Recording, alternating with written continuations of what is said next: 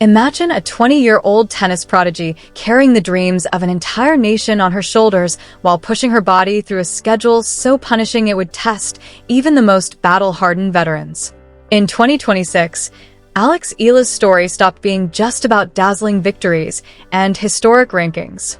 It became a raw, cautionary tale about the invisible line between ambition and burnout, about how quickly a young body and mind can reach their limit when the world demands more, faster, and without pause.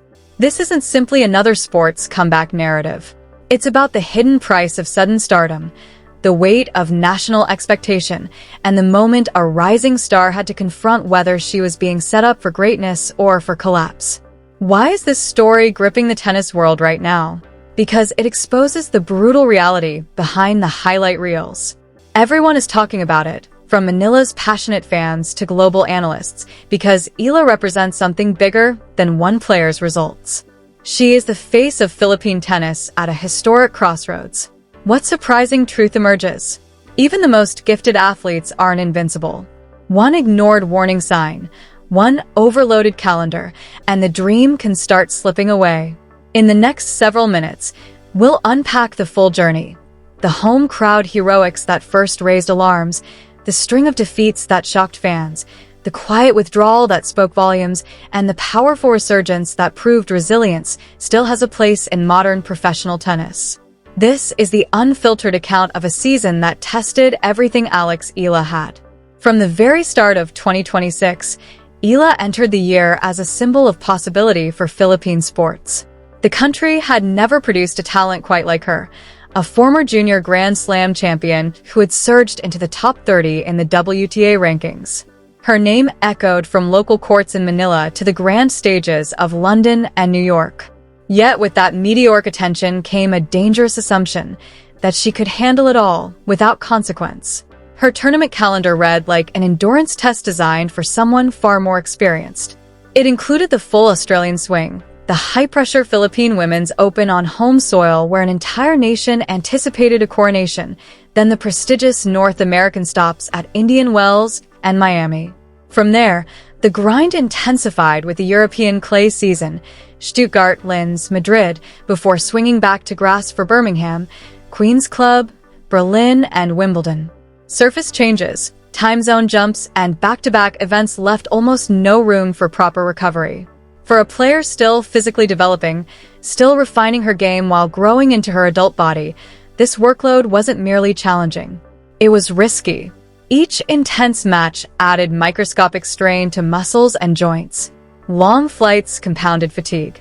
Press duties, training sessions, and the mental toll of constant competition slowly eroded the deep reserves that even naturally talented athletes rely on. The question few dared voice publicly was whether her support team was actively managing this load or simply capitalizing on the momentum, chasing ranking points, prize money, and the electric energy of home crowds, while hoping her body would continue to deliver. Bodies, however, operate on their own terms. They don't care about national pride or sponsorship deals. Sooner or later, the accumulation of stress reveals itself. What fans celebrating her deep runs and giant-killing moments didn't fully realize was that the first cracks had already appeared quietly during what should have been a joyful homecoming. The Philippine Women's Open was built as Eala's showcase. As the second seed, she was expected to dominate in front of adoring supporters who filled the stands and roared her name with unmatched passion. In her first-round encounter against Russia's Karolina Muchova, she started strongly, dictating play with sharp serving and consistent baseline control. Yet midway through the match, everything shifted. Eala called for a medical timeout. In front of her home audience, the rising star who had seemed unstoppable suddenly appeared vulnerable, showing clear signs of physical discomfort. She battled through and secured the victory, but the atmosphere in the arena had changed. The result felt secondary to the visible concern over her well-being. Reporters pressed her in the post-match press conference. Eala addressed the issue honestly, but without raising major alarms. She spoke of some discomfort in her right leg and emphasized her belief that it wasn't serious. It was a measured response from a young professional determined to keep the focus on her performance rather than potential setbacks. She went further, sharing a mindset that many athletes echo. Pain is simply part of the job, an obstacle to be managed rather than a signal to stop. Those words carried admirable toughness and mental fortitude. They reflected the kind of resilience that defines champions. However, for observers tracking her extraordinarily demanding 2026 itinerary, the statement landed with a different weight. It sounded like a young woman being asked to push past her body's early warnings. Minor discomfort rarely stays minor when the next destination is Indian Wells, followed immediately by Miami, and then a transcontinental trip to clay courts with little time to adapt or recover. At the moment, most fans and media moved on. After all, she had won the match and dismissed the issue as manageable. The story quickly faded, overtaken by the excitement of upcoming tournaments and fresh highlights. Yet that medical timeout in Manila marked the beginning. It was the first clear signal that the relentless schedule was taking its toll. Over the following months, the tennis community would witness, step by step, what happens when a young athlete's body is asked to keep saying yes without adequate support. The hard-court swing in North America only intensified the pressure. Eala carried massive expectations into Indian Wells, where she faced one of the sport's biggest stars, Coco Gauff. The matchup generated tremendous buzz, a rising talent measuring herself against proven excellence in front of large crowds and global cameras. Then came Miami, the event that had previously propelled her into the international spotlight. Fans hoped for another memorable chapter. Instead, the tournament brought a harsh reality check. Eala was defeated decisively in the round of 16 by Karolina Muchova with a score of 6-2, 6-2. A lopsided result like that doesn't just indicate an off day. It sparks deeper questions about underlying issues. Analysts and dedicated followers began discussing possibilities more openly. Could lingering effects from the leg discomfort in Manila be contributing? Was the packed calendar finally catching up, affecting her movement, stamina, and decision-making? Social media platforms amplified the conversation. Fan forums and comment sections dissected video footage, noting subtle changes in her footwork or serve mechanics compared to earlier peaks. Speculation grew that her team might not have been calibrating her workload appropriately for someone still building toward her physical prime. This situation highlights a broader challenge in professional sports. When a young player becomes a beacon of hope for an entire country's tennis ambitions, the power dynamics shift. Who holds the authority to set boundaries? Who tells sponsors, tournament organizers, and eager fans that sometimes less competition is the wiser path? These decisions are never easy, especially when success feels so close and opportunities seem too valuable to pass up. With little breathing room after Miami, the schedule pushed forward into the European clay season. Clay demands a completely different style of play, longer rallies, greater agility, and specialized endurance that can punish players transitioning from hard courts. Coming off a heavy defeat and with prior leg concerns, the transition was risky. What unfolded next turned private worries into public concern across the tennis world. The clay swing started with mixed results that gradually revealed deeper problems. First-round exits or early losses in Stuttgart and Linz could have been attributed to normal adjustment difficulties on a new surface. But the Madrid Open brought undeniable clarity. Eala opened with a hard-fought straight-sets victory over former French Open runner-up Anastasia Pavlyuchenkova, showing glimpses of her fighting spirit. However, the subsequent round saw world number 21 Elise Mertens overpower her 6-2, 6-1. The margin of defeat suggested a player who is physically and mentally depleted rather than simply outplayed. The breaking point arrived soon after. Eala withdrew from the Catalonia Open on the opening day of the tournament, despite being positioned as the number 3 seed. Her place in the draw was reassigned. There was no elaborate public explanation or extended media session, just a straightforward withdrawal that carried more impact than any statement. For a competitor who had earlier characterized her leg issue as non-serious, this move represented the schedule finally forcing a necessary pause. There is only so much an athlete can endure before the body refuses to continue. Fans who had monitored the situation since the Manila medical timeout saw this as validation of their growing concerns. Commentary in tennis circles turned more direct. Discussions frequently centered on whether Eala's team had pushed her too aggressively in the quest for ranking points and visibility. Even sympathetic voices acknowledged the pattern. Former Grand Slam finalist Greg Rusedski commented on her clay court challenges, recognizing that consistent matchups against powerful hitters often lead to difficult losses. He offered context, noting that one opponent had gone on to challenge top players like Elena Rybakina, framing the results as part of a learning curve rather than outright failure. Rusedski encouraged patience, reminding supporters that Eala benefits from a capable team and that meaningful progress requires time. Yet, even these kinder interpretations pointed to the same underlying issue: the accumulation of stress from months of non-stop travel, rapid surface changes, and insufficient recovery after that initial warning sign.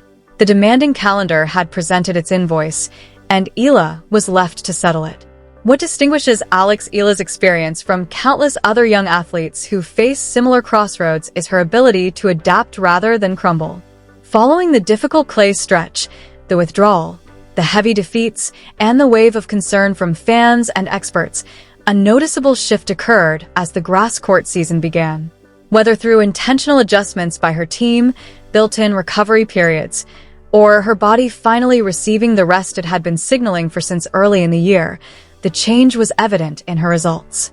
Eala captured the Birmingham Open title, securing her second career WTA 125 title by defeating her doubles partner Nikola Bartunkova in the final.